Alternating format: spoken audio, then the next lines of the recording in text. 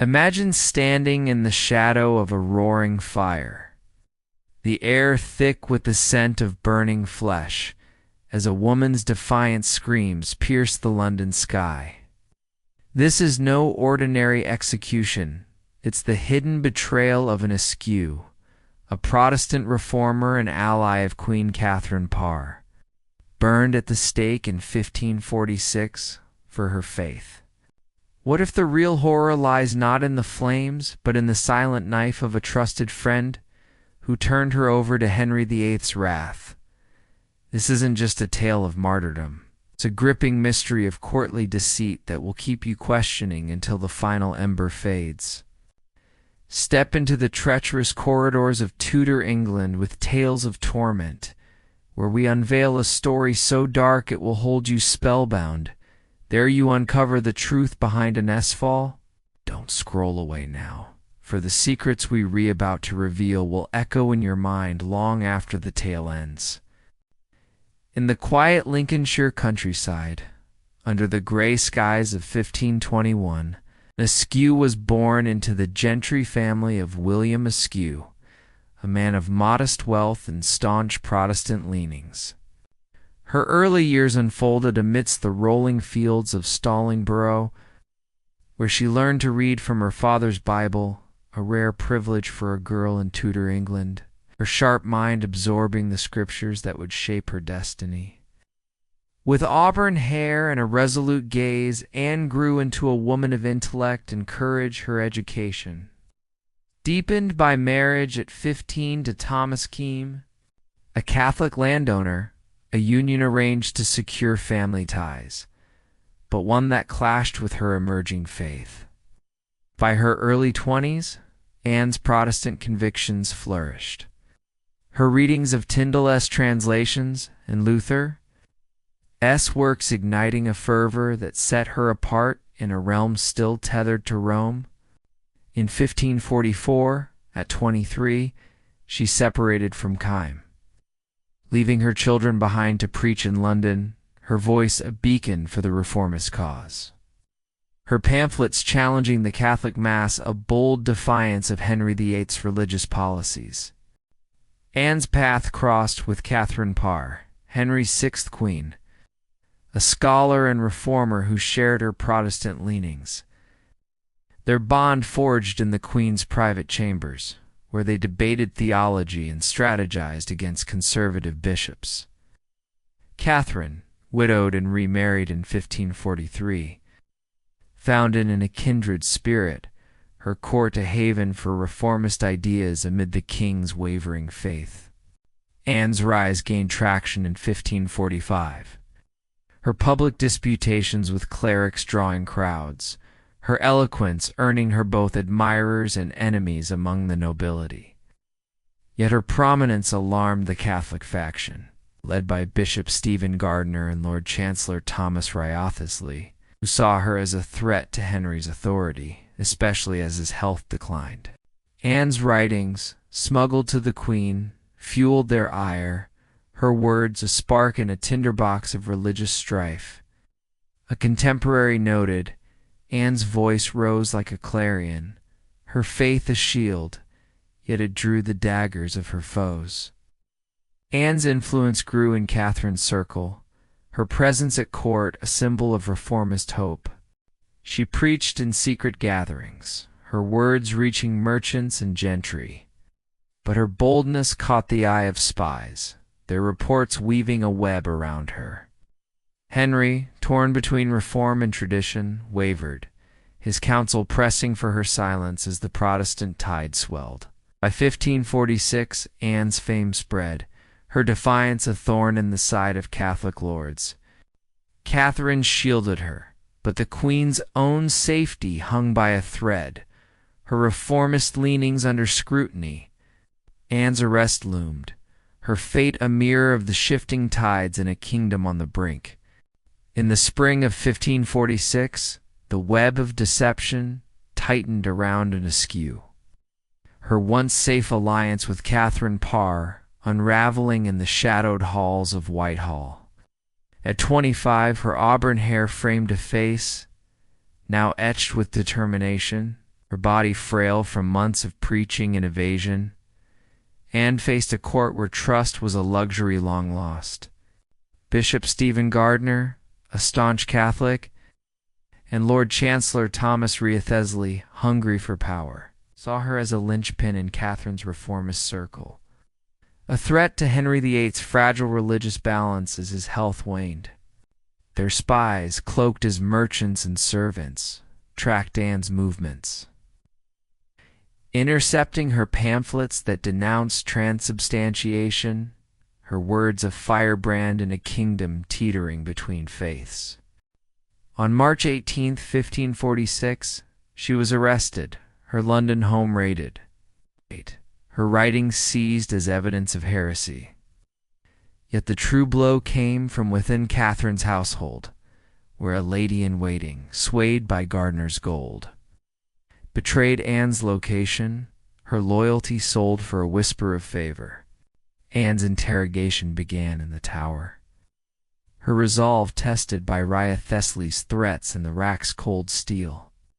Her body stretched until bones creaked, yet she refused to implicate Catherine, her silence a shield for the Queen. The betrayal deepened when evidence emerged, coded letters suggesting Catherine's involvement, planted by Wriothesley's agents to ensnare the Queen, with Anne as the bait. Henry, bedridden and paranoid, demanded her confession, his counsel exploiting her arrest to purge reformists, their whispers painting her as a heretic Queen's puppet.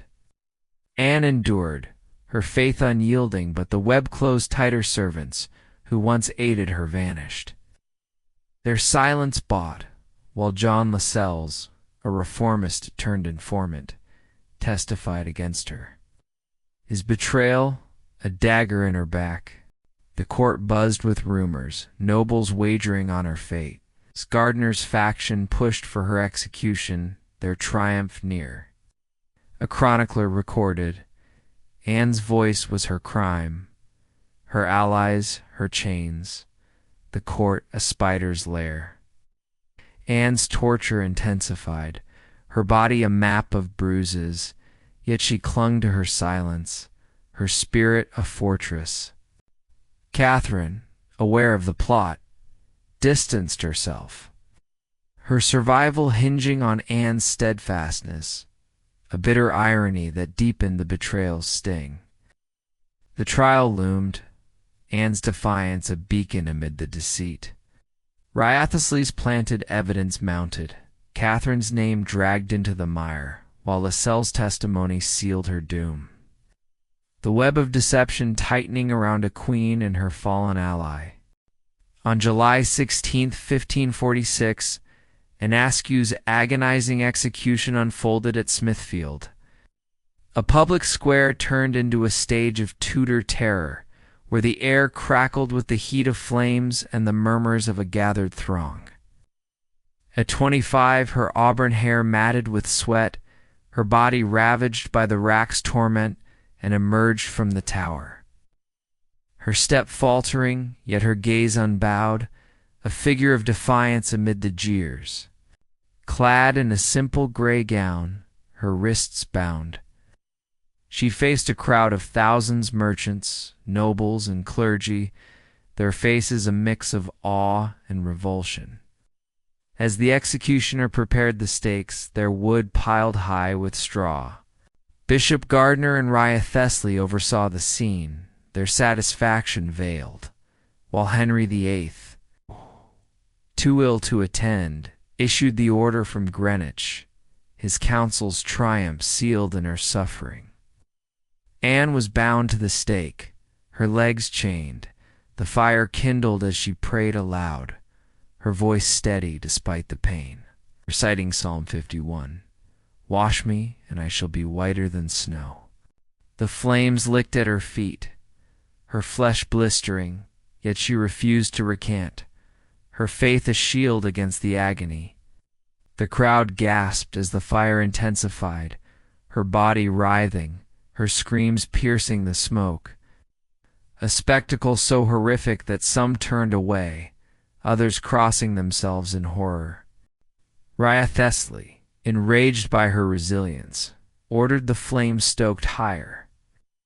Her torment prolonged as the rack's damage made her collapse inevitable, her bones too frail to stand.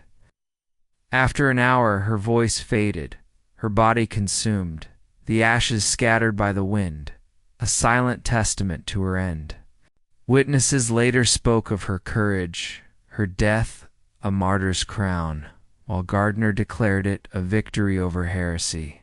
A chronicler wrote, "Anne's fire burned her flesh, but her spirit soared, a beacon amid the smoke of betrayal."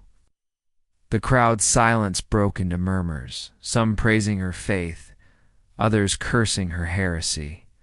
The flames died, leaving a charred silence.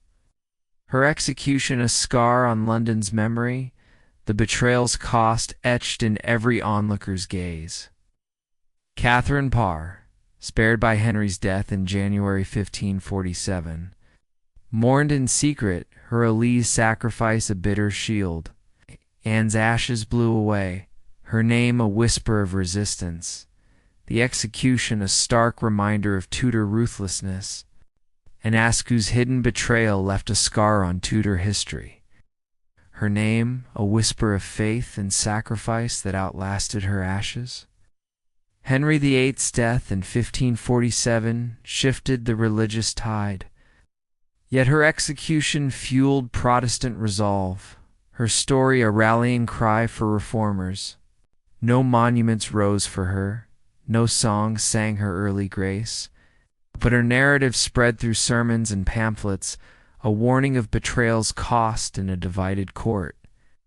Catherine Parr, widowed and free, mourned her ally, her own survival a testament to Anne's silence. While Gardiner's triumph faded with his own fall, the betrayal by Lascelles and the Lady-in-Waiting echoed as a cautionary tale, their names lost to infamy.